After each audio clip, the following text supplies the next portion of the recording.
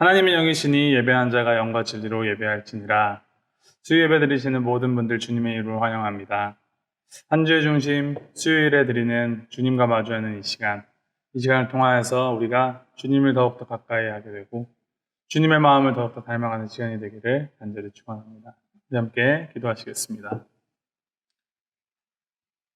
사랑의 주 하나님 아버지, 우리를 눈동자처럼 항상 지켜주시고 항상 의의 길, 선한 길로 우리를 인도하여 주시는 주님의 그 은혜 때문에 우리가 항상 주님과 함께 더불어 살아갈 수 있음을 고백합니다. 하나님 아버지, 우리에게 허락되는 이 예배의 시간, 우리가 그냥 습관적으로 가벼이 드리지 않게 하시고 이 시간 우리와 함께 하여서 이 시간 목사님을 통해서 말씀해 주시는 하나님의 그 음성을 우리가 잘 듣게 하시고 주님 이 시간을 통하여서 우리가 주님의 마음을 더욱더 닮아가는 시간 될 수 있도록 인도하여 주옵소서. 감사드리며 예수님의 이름으로 기도드립니다. 아멘.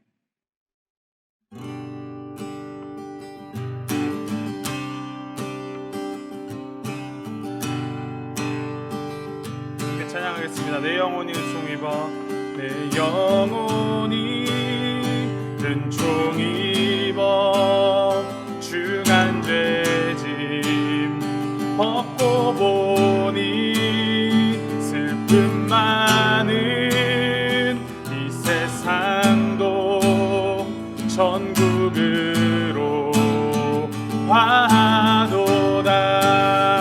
할렐루야 찬양하세.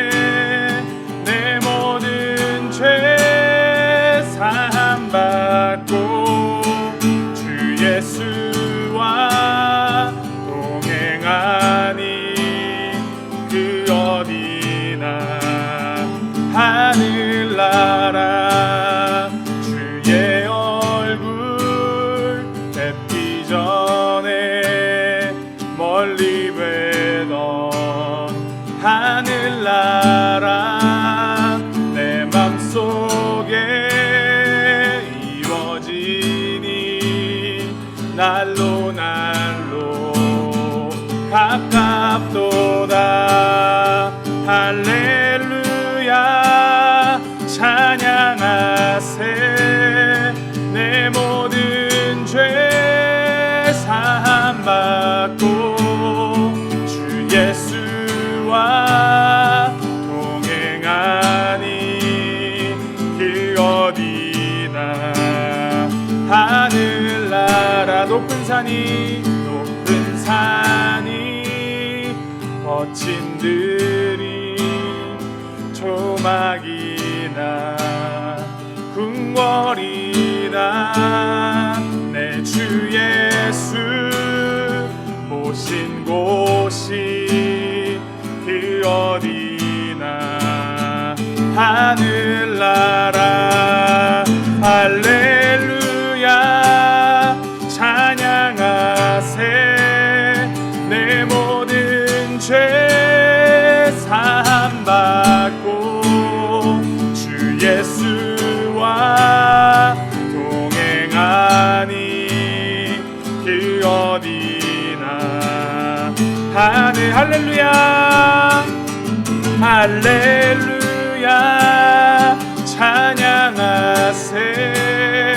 내 모든 죄 사함받고 주 예수와 동행하니 그 어디나 하늘나라 주 예수와 동행하니 그 어디나 하늘나라.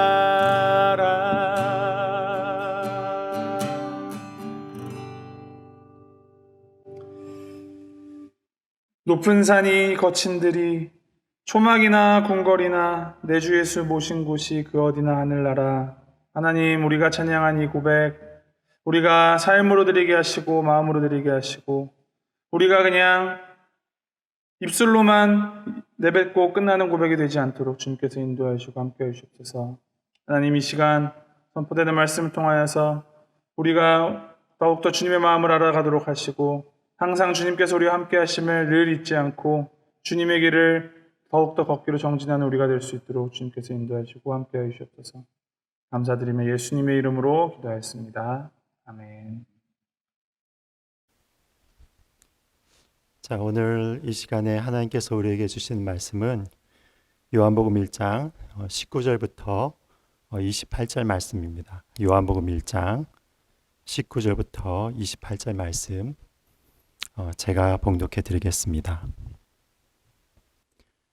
유대인들이 예루살렘에서 제사장들과 레위인들을 요한에게 보내어 내가 누구냐 물을 때 요한의 증언이 이러하니라. 요한이 드러내어 말하고 숨기지 아니하니 드러내어 하는 말이 나는 그리스도가 아니라 한데 또 묻되 그러면 누구냐 내가 엘리야냐 이르되 나는 아니라 또 묻되 내가 그 선지자냐 대답하되 아니라 또 말하되 누구냐 우리를 보낸 이들에게 대답하게 하라. 너는 내게 대하여 무엇이라 하느냐 이르되 나는 선지자 이사야의 말과 같이 주의 길을 곧게 하라고 광야에서 외치는 자의 소리로라 하니라. 그들은 바리새인들이 보낸 자라.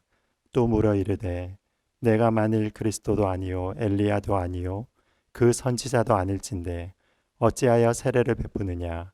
요한이 대답하되 나는 물로 세례를 베풀거니와 너희 가운데 너희가 알지 못하는 한 사람이 섰으니 곧 내 뒤에 오시는 그이라. 나는 그의 신발끈을 풀기도 감당하지 못하겠노라 하더라. 이 일은 요한이 세례 베풀던 곳 요단강 건너편 베다니에서 일어난 일이니라. 아멘. 우리 잠깐 기도하겠습니다. 하나님께서 우리들에게 허락하여 주신 이 귀한 말씀을 또한 들고 단에 섰습니다. 말씀을 전하는 자나 듣는 자가 주의 은혜 가운데서 하나가 돼서 하나님께 나갈 수 있는 은혜로운 시간이 되게 하여 주시고 부족한 것들 다 감추어 주시고 하나님만이 영광을 받으시는 시간 될수록 이 모든 예배 시간 붙들어 주시고 인도하여 주시고 우리 마음 가운데 좌정하여 주시옵소서. 예수님의 이름으로 기도드립니다. 아멘. 여러분, 오늘 이 말씀을 들고 제가 조연자 세례 요한이라고 하는 제목을 가지고 세례 요한의 삶을 통하여서 하나님께서 원하시는 성숙한 삶이 무엇인지에 대해서 우리 잠깐 상고해 보는 시간 갖도록 하겠습니다. 여러분, 신앙생활에 있어서 정말로 성숙함이 드러나는 지표는 어디에 있다고 생각하십니까? 바로 나를 어떻게 드러내는가에 있는 것이 아니라 나를 어떻게 감추는가에 있다고 생각을 합니다. 성경에 말하는 바는요, 역사의 주인공은 바로 예수 그리스도이십니다. 그렇기 때문에 우리들의 삶에 있어서 가치가요, 나를 드러내는 것이 아니라 바로 예수님이 나를 통하여서 어떻게 드러날 것인가가 정말로 중요한 문제라고 이야기를 할 수가 있겠습니다. 그래서 우리는요, 주연이 아니라 조연으로서의 삶을 살아나가게 돼 있는 것입니다. 가끔가다 자신의 역할을 망각하는 운동선수를 우리가 볼 수가 있습니다. 그래서 그것 때문에 팀워크가 깨지는 경우들이 종종 가다 있었습니다. 대표적으로 우리나라 축구 선수 중에 한 골키퍼 한 분이 있었습니다. 그런데 이분이 골키퍼였는데 골을 할 수 있는 그런 순간 가운데서 골키퍼의 역할을 하는 것이 아니라 자신이 직접 경기장에 뛰어나가서 그래서 골을 차는 그런 일이 있었던 것을 여러분들이 기억하고 계실 것입니다. 그것을 통하여서 그 골키퍼가 정말로 좋은 골키퍼였음에도 불구하고 대표팀에서 주전에서 밀려나는 일들이 있었던 그 일이 있었습니다. 여러분, 그래서요, 스트라이커는 스트라이커의 역할을 감당해야 되고 골키퍼는 골키퍼의 역할을 감당해야 되는 것입니다. 스트라이커가 골키퍼의 역할을 감당하면은요, 그것이 경기를 망치는 지름길이 되는 것입니다. 여러분, 정말 성숙한 사람은 어떤 사람입니까? 하나님께서 주시는 위치를 잘 지키고 그리고 또한 그 위치 가운데서 겸손하게 하나님과 동행하는 사람이라고 이야기를 할 수가 있습니다. 그래서 어느 사람이 성숙한 사람인가 하면은요, 나를 잘 드러내는 사람이 아니라 내 주변의 사람을 잘 드러내주고 있는 사람이 더 성숙한 사람이라고 이야기를 할 수 있습니다. 어떤 분들은 모든 것들을 자기의 스포트라이트에 맞추어서 자기의 삶을 드러내는 사람들이 종종가다 있는데, 그런 사람보다는요, 그 사람과 대화를 하면 내가 존중을 받는 느낌이 들고 다른 사람이 높아지는 그런 식의 삶을 사는 사람을 우리는 성숙한 사람이라고 볼 수가 있는 것입니다. 여러분, 성경에서 추구하는 사람도요, 마찬가지라고 생각합니다. 성경에서 사리가 밝고 똑똑한 사람들도 정말로 중요하지만 그것 이상 중요한 것은 내가 다른 사람의 삶에 빛이 되어주고 내가 다른 사람의 소금이 되어주는 삶을 사는 사람이 정말로 가치 있는 삶이라고 이야기를 할 수 있겠습니다. 그런 의미에서 이런 역할을 가장 충실하게 감당하신 분 중에 한 분이 바로 이 본문에 나오는 세례 요한입니다. 세례 요한을 생각하면 그 인생이 그렇게 예수님께 집중되는 삶을 산 사람이 없을 정도로 너무나 훌륭한 삶을 살았습니다. 세례 요한의 인생은 어떤 인생이었습니까? 세례 요한은요, 자신을 드러내는 삶이 아니라 예수님을 드러내는 삶으로 부름을 받은 것입니다. 타고날 때부터 자신은 사라지고 예수님만이 높임을 받을 수 있도록 하나님께서 세례 요한을 부르셨다는 것입니다. 그래서 저는 가끔가다 이 세례 요한의 삶을 살펴보면은 마치 오케스트라에서 심벌의 역할을 감당하는 분이 아닌가 생각을 하게 됩니다. 여러분, 오케스트라에서 여러 화려한 많은 악기들이 있습니다. 그런데 여러분, 심벌을 생각해 보십시오.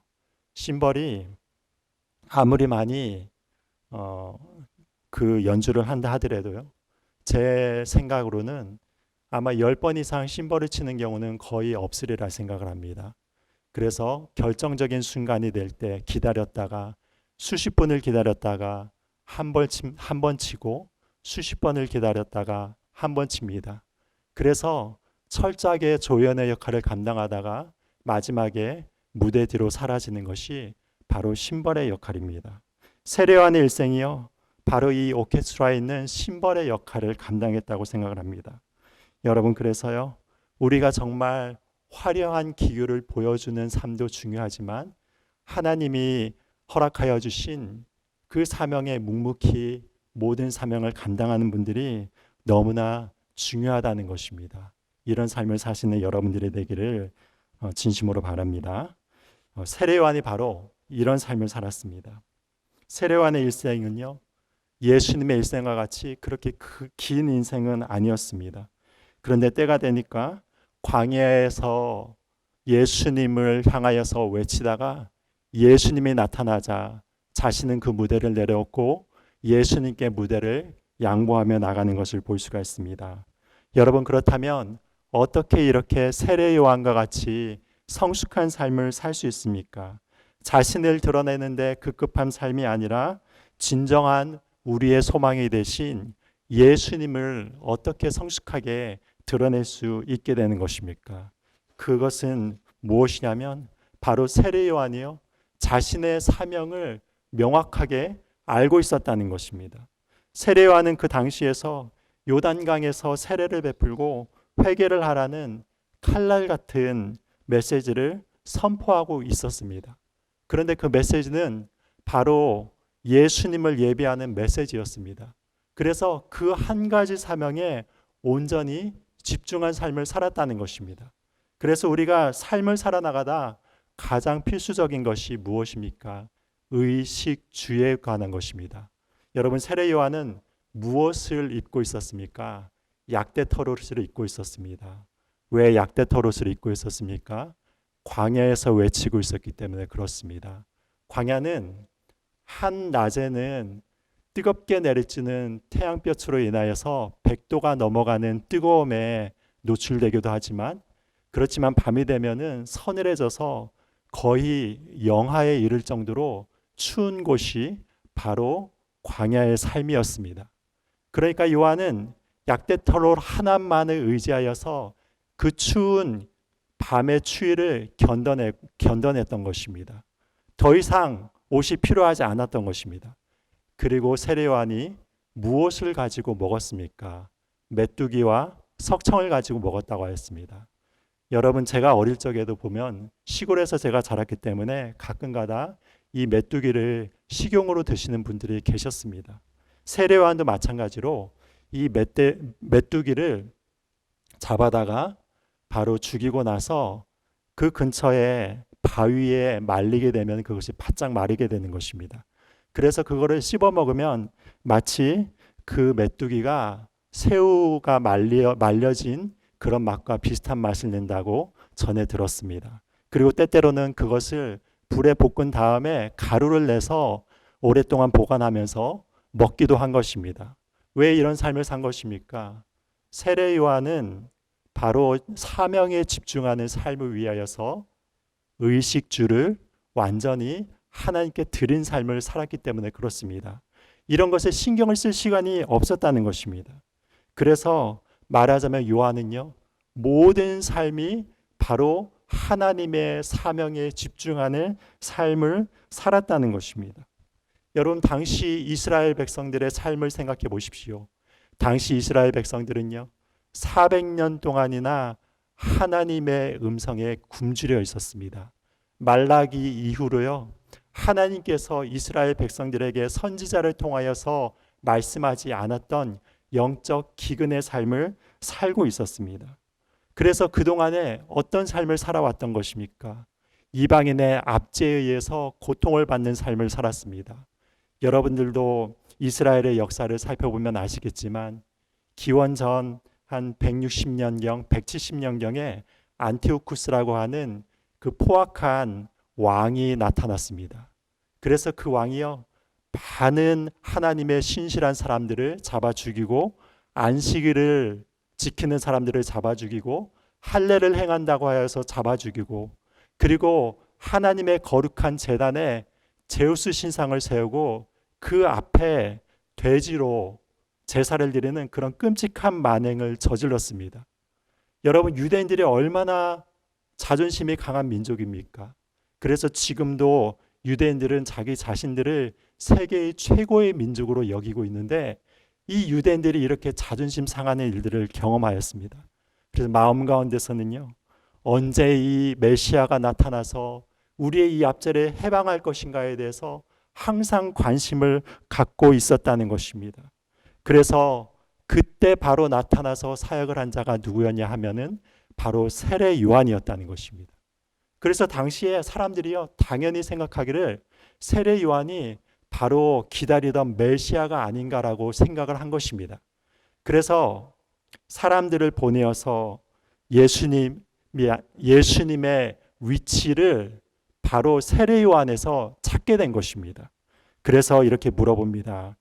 당신이 바로 누구입니까? 라고 하니까 세례 요한은 당당하게 이야기를 합니다. 나는 그리스도가 아닙니다. 라고 이야기를 합니다. 그래서 또 물어보면서 이렇게 물어보았습니다. 내가 엘리야냐? 라고 물었습니다. 말라기 4장 5절부터 6절에서는 여러분 이런 말씀이 나옵니다. 보라, 여호와의 크고 두려운 날이 이르기 전에 내가 선지자 엘리야를 너에게 보내리니 그가 아버지의 마음을 자녀에게로 돌이키게 하고 자녀들의 마음을 그들의 아버지에게로 돌이키게 하리라. 돌이키지 아니하면 두렵건대 내가 와서 저주로 그 땅을 칠까 하노라 하시니라. 여러분, 이 엘리야를 이야기하고 있는 것입니다. 예수님은 제자들에게 세례 요한이 이 엘리야로 오는 것이 맞다고 하였습니다. 그렇지만 세례 요한은 바로 불병거를 타고 하늘로 승천한 엘리야 그 자신은 아니었기 때문에 내가 그 사람은 아니라고 겸손하게 이야기를 하는 것입니다. 그러자 또 물었습니다. 내가 그 선지자냐? 그 선지자라고 물어본 그 선지자는 누구인가 하면은 바로 모세가 신명기 18장 15절에 예언한 그 선지자입니다. 그 말씀을 보시면 내 하나님 여호와께서 너희 가운데 내 형제 중에서 너를 위하여 나와 같은 선지자 하나를 일으키시리니 너희는 그의 말을 들으시니라 라고 이야기를 하는 그 선지자를 이야기를 하는 것입니다. 바로 이 선지자는 모세의 역할과 같이 하나님의 율법을 선포하고 그리고 이방인의 압제로부터 이스라엘 백성을 구원할 메시아를 의미하는 것이었습니다. 당연히 세례 요한은 아니라고 이야기를 합니다. 그러자 마지막으로 그들이 묻습니다. 누구냐? 우리를 보낸 이들에게 대답하게 하라. 너는 내게 대하여 무엇을 아느냐? 세례 요한은요, 그제서야 자신을 드러냅니다. 나는 선지자 이사야의 말과 같이 주의 길을 곧게 하라고 광야에서 외치는 자의 소리로라 라고 이야기를 합니다. 말하자면 자기는 예수님의 길을 닦기 위해서 이 땅 가운데서 온 존재에 불과하다고 이야기를 합니다. 세례 요한은 당시 사람들의 마음이 황폐해져서 예수님을 받아들일 수 없는 그 마음 가운데 하나님을 경외함으로 말미암아 하나님께로 돌아오게 하는 그 역할을 감당한 자에 지나지 않다고 얘기를 하는 것입니다. 자신의 신분을 명확하게 이렇게 생각하지 않으면요, 가끔 가다가 우리는 화를 당하기도 하고 창피를 당하기도 합니다. 우스갯소리도 백마병이라는 이야기를 여러분 들어보셨을 것입니다. 왕자가 백마를 타고 나타나는데 그 왕자에게 환호하는 것을 백마가 착각하여서 자기에게 환호하는 것으로 생각하는 것을 백마병이라고 합니다. 그것보다 더한 병이 파리병이라는 병이 있다고 합니다. 그것은 무엇입니까?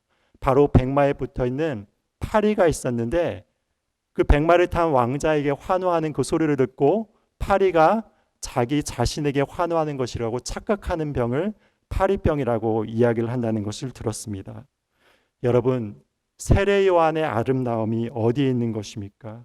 예수님이 나타나시고 자신이 사라지는 것을 두려워하지 않는 삶에 있습니다. 우리들은 모두 인기에 민감합니다. 그래서 나라는 존재가 잊혀지고 사라지는 것에 두려워하는 것을 많이 볼 수가 있습니다. 교회에서도 마찬가지입니다. 어떤 사람은 부단히 노력해서 교회에서 잊혀지지 않는 신화를 만들어내려고 노력하는데 나를 알아주지 않는 것 같으면 그 교회에서 슬그머니 자취를 감추는 그런 분들이 종종 있습니다. 과연 누구의 이름을 위해서 열심을 낸 것입니까? 우리가 하나님의 일을 위해 열심히 일한다고 하지만 가만히 우리의 내면을 살펴보면 나 자신의 이름을 내려고 하는 그 욕심이 항상 도사리고 있다는 것을 우리는 알고 있습니다. 여러분, 그렇다면 어느 교회가 정말로 성숙한 교회가 되는 것입니까? 예수님을 위해 숨겨진 사랑이 많은 교회가 바로 성숙한 교회인 것입니다. 이전에 제가 발신자가 1004, 그러니까 천사라는 발신번호와 함께 어떤 메시지를 받았습니다. 그런데 하트 하나를 가운데에 넣고 그 밑에 간단히 사랑합니다 라고 써서 보냈는데 그 메시지를 확인한 순간에 제 마음이 너무나 좋아졌습니다. 그래서 그 핸드폰을 바꾸기 이전까지 그 메시지를 지우지 않았던 경험을 가지고 있습니다. 이전 교회에서 사역을 하고 있을 때 제 랩탑을 학생들에게 빌려주었는데 그 랩탑을 쓰고 나서 학생들이 다시 저에게 반납을 했습니다. 그런데 그 랩탑을 열어보는 순간에 거기에서 어떻게 쓰여져 있냐면 워드 프로세서예요. 크게 글자를 키워서 목사님 사랑해요 라는 말을 써서 랩탑을 돌려주었습니다. 한글 프로그램에 타이핑해 놓은 그 글을 보고 마음이 정말로 찡하였던 적이 있었습니다. 지금 우리 교회에서도요, 이렇게 보이지 않는 곳에서 많은 분들이 수고하시면서 교회를 섬김으로 인하여서 교회가 아름답게 서나가고 있는 것입니다. 여러분, 교회에 이런 숨겨진 사랑의 손길이 많아지면 그 교회가 참 아름다워지는 것입니다. 보이지 않는 사랑의 손길, 자신을 나타내지 않으면서도 하나님을 온전히 사랑함으로 인하여서 이웃을 조용히 섬기는 그런 사람들이 많으면 많을수록 그 교회가 아름다워집니다. 그리고 우리가 이 자리에 있었을 때까지 여러분 얼마나 숨은 자들의 수고가 많았겠습니까? 우리들을 위해서 얼마나 많은 사람들이 기도하고 눈물 뿌려서 땀을 흘려서 우리의 영혼들을 위해서 헌신하였겠습니까? 그 결과로 우리들이 이 자리에 있게 된 것입니다. 세례 요한의 아름다움이 바로 이런 아름다움이었다는 것입니다. 자신이 어떤 사명을 가지고 있으며 그 사명이 마쳤을 때는 조용히 사라지는 것을 알았던 것이 바로 세례 요한의 삶이었다는 것입니다. 여러분, 제가 어렸을 적에 가끔가다 동네 전체가 정전이 된 때가 있었습니다. 그러면 어떤 것을 찾죠? 이곳저곳에 있는 촛불을 찾습니다. 촛불을 찾고 그래서 그 촛불을 켜고 그 어둠을 밝혀서 이것저것 일을 해나갑니다. 참 그래도 낭만적이었던 것 같아요. 그런데 여러분, 전기가 딱 들어오면 어떻게 하죠? 그 촛불을 계속 켜는 사람이 없는 것입니다. 그 촛불을 끄고 그 전깃빛에서, 환한 전깃빛에서 이제 생활을 하게 되는 것입니다. 그런데 여러분, 낮이 되면 어떻습니까? 더 밝은 태양빛이 있기 때문에 전깃불을 킬 필요가 없게 되는 것입니다. 여러분, 우리들의 인생이 그렇습니다. 세례 요한의 인생도 그러하였습니다. 그래서 예수님이 등장하시고 나서 빛이 되시고 태양같이 밝으신 예수님께서 이 땅 가운데서 오시니까 촛불 같은 세례 요한은 더 이상 존재할 이유가 없어진 것입니다. 그래서 조용히 사라지는 삶을 살았죠. 한국교회 초기에도 보면은 이렇게 이름도 없이 빛도 없이 복음을 위해서 헌신한 많은 선교사님으로 인하여서 교회들이 일어나게 되었습니다. 여러분들이 잘 알고 계신 언더우드 선교사님에 대한 일화가 이렇게 전해지고 있습니다. 어느 날인가 이분이 주막에서 저녁을 드시고 계셨습니다. 여러분, 이 서양 분들이 그 당시에 토속 음식을 먹는다는 게 얼마나 힘든 일이었겠습니까? 그런데 거기에서 먹고 있는데 서양 분이 와서 저녁을 먹고 있으니까 동네 사람들이 다 모여서 마치 원숭이 구경하듯이 구경을 하는 거예요. 그런데 그 중에서 아주 짓궂은 젊은 청년 하나가 이렇게 얘기합니다. 참 그놈 밥도 먹네. 그 이야기를 듣고 언더우드 선교사님이 웃으면서 그렇게 대답했다고 합니다. 저는 국도 먹을 수 있습니다. 그러니까 또 대답해서 이런 이야기를 했다고 합니다. 그놈 말도 하네. 그러니까 언더우드 선교사님이 평정심을 잃지 않고 웃음을 띄우며 저는 글도 쓸 수 있습니다. 라고 이렇게 이야기를 했다고 합니다. 여러분, 이것이 얼마나 수치스러운 상황입니까? 그때 당시에 한국보다 몇 배나 더 문명화된 미국에서 그렇게 똑똑한 청년이 와서 거기에서 사역을 하고 있는데 동양에 정말로 문화가 떨어진 그 청년으로부터 이런 모욕을 당했다면 여러분은 어떤 반응을 보이시겠습니까?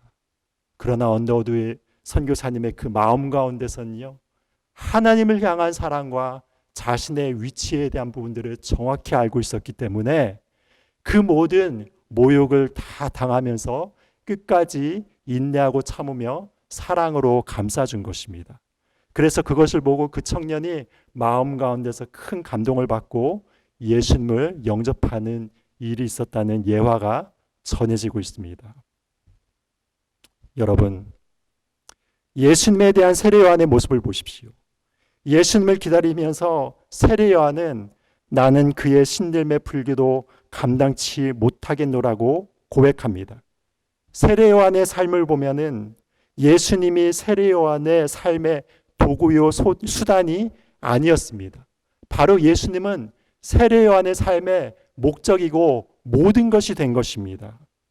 예수님을 위해 드려진 요한의 인생을 가장 값진 인생으로 하나님께서는 삼으셨고, 또한 하나님께서는 풍요한 땅 미국에서 1885년 척박한 한국 땅으로 온 한 선교사님의 값진 인생을 통해서 하나님께서는 많은 영혼들을 주님의 자녀로 이끈 것입니다.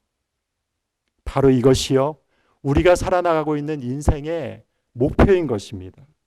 지금 이 어려운 시기 가운데서도요, 이름 없이 빛도 없이 소리도 없이 조용하게 자신의 위치를 지키면서 그곳에서 조용하게 그 빛을 밝히는 자들이 있는 것입니다. 그 사람들을 통하여서, 그 희생을 통하여서 이 나라가 세워지고 민족이 세워지고 교회가 세워지고 가정이 세워지는 것입니다.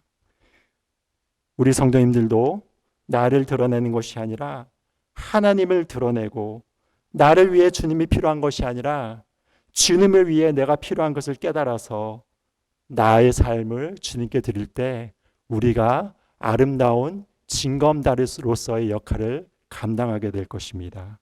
그렇게 우리의 인생을 가장 아름답게 만드시고 우리의 삶을 가장 가치롭게 쓰실 예수님을 바라보시면서 오늘도 우리를 삶 가운데서 그 예수님의 빛만을 온전히 비춰나가는 저와 여러분들이 되시기를 예수님의 이름으로 축복드립니다. 다 같이 기도하겠습니다.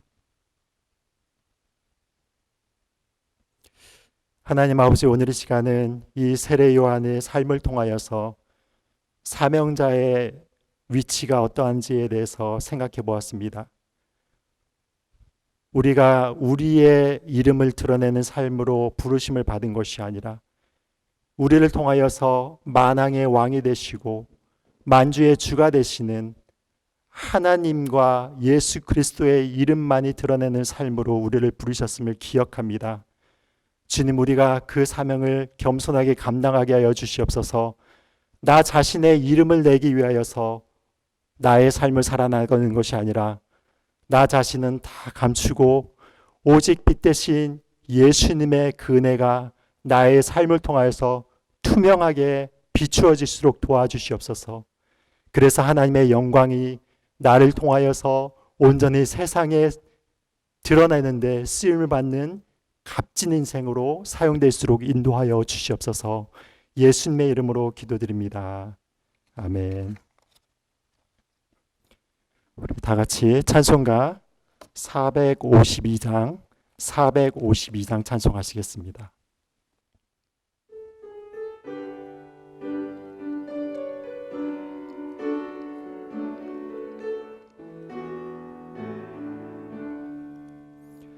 내 모든 소원 기도의 제목 예수님 닮기 원함이라. 예수님 형상 나 입기 위해 세상에 보았기 전에 예수님 닮기 내가 원하네. 날 구원하신 예수님을 내 마음속에 지금 고도사 주님의 형상 인치소서. 무한한 사랑 풍성한 긍휼 슬픈 자 위로하시는 주. 길 잃은 죄인 부르는 예수 그 형상 담게 하옵소서. 예수님 닮기 내가 원하네.